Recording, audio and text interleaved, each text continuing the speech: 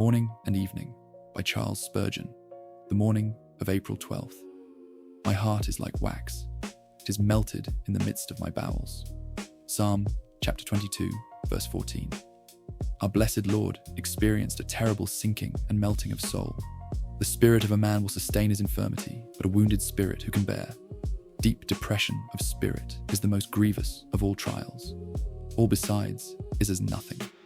Well might the suffering Saviour cry to his God, "Be not far from me."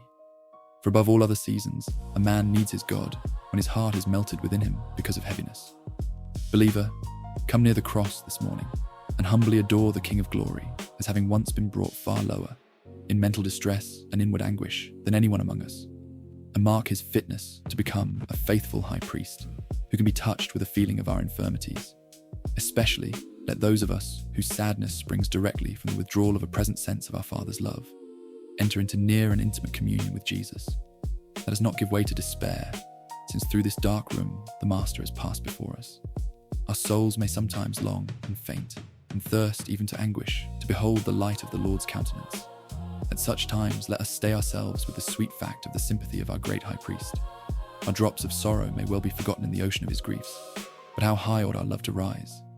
Come in, O strong and deep love of Jesus, like the sea at the flood in spring tides.